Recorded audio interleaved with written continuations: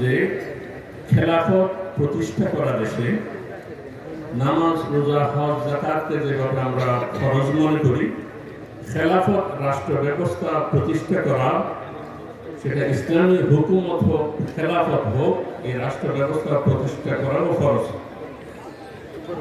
এবং নবী রাসূলগণের সুন্নাত, হযরত আদম আলাইহিস সালাম থেকে নিয়ে নূহ আলাইহিস সালাম, ইব্রাহিম আলাইহিস সালাম, মূসা আলাইহিস সালাম, সব নবীরা এই পথে আন্দোলন করেছেন। এবং মালা যাদেরকে বলা হয়েছে কোরআন শরীফে, সমাজের যারা নেতা, এই নেতাদের সাথে তাদের যুদ্ধ হয়েছে, ফেরাউনের সাথে, নমরুদের সাথে হয়েছে। রাসূল পাক সাল্লাল্লাহু আলাইহি ওয়াসাল্লামের সাথে যুদ্ধ হয়েছে মক্কায়, এবং মদিনায় তিনি 10 বছর খেলাফত এই রাষ্ট্র ব্যবস্থা প্রতিষ্ঠা করেছিলেন। খোলাফায়ে রাশিদিন 30 বছর রাষ্ট্র প্রতিষ্ঠা করেছিলেন। কাজে আমরা যারা মুসলমান হিসেবে দাবি করি, তাদের উপর কর্তব্য এই দেশে এই খেলাফত ব্যবস্থা প্রতিষ্ঠা করা প্রত্যেকের উপর ফরজ। আমরা নামাজ রোজা হজ যাকাত আদায় করি কেন? আল্লাহ হুকুম দিয়েছেন, কিন্তু কিছু বিধিবিধান তো আছে, যেমন চুরির শাস্তি, হত্যার শাস্তি, ব্যভিচারের শাস্তি, এগুলো তো কোরআনের হুকুম। সেই হুকুম তো আমরা পালন করি না। কেন করি না? করতে পারি না। এগুলো করতে হলে ইসলামী রাষ্ট্র ব্যবস্থা লাগবে। তাহলে আমরা যে আল্লাহর হুকুম, কোরআনের হুকুম মানতেছি না, এটার পরিণতি কি হবে?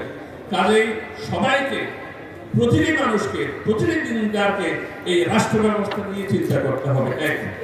দ্বিতীয় যে কথাটা বলতে চাই, মাওলানা আব্দুর রহিম রাহমাতুল্লাহ আলাইহি প্রতিষ্ঠা, ঐক্য কি জন্য? ইসলামী রাষ্ট্র ব্যবস্থা প্রতিষ্ঠার জন্য। এ পর্যন্ত যে অভিজ্ঞতা হয়েছে, ইসলামী রাষ্ট্র প্রতিষ্ঠার আমরা স্লোগান দিয়েছি, কিন্তু ক্ষমতায় যাওয়ার জন্য যারা ইসলামী রাষ্ট্রকে মানে না, স্বীকার করে না, তাদের সাথেও আমরা ঐক্য করেছি, তাদের পেছনে চলেছি, অথবা তাদের সমর্থন চেষ্টা করেছি। ফলে আমাদেরকে সিঁড়ি হিসেবে ব্যবহার করেছে, আর ক্ষমতায় যাওয়ার পরে ফাঁসির কাছে ঝুলিয়েছে।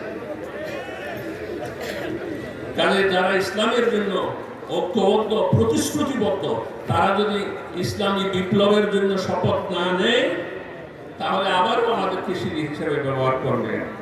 আর বর্তমান সরকারকে যেটা বলি, যে আপনারা যদি এই ভারতীয় আধিপত্যবাদের বিরুদ্ধে যদি আমরা রুখে দাঁড়াতে চাই, তাহলে ইসলামের পথে আপনারা রাখি এই যেই আচরণ করতেছেন, সেটা হলে হবে না। ইসলামের পক্ষে পরিষ্কার বক্তব্য নিয়ে আসতে হবে।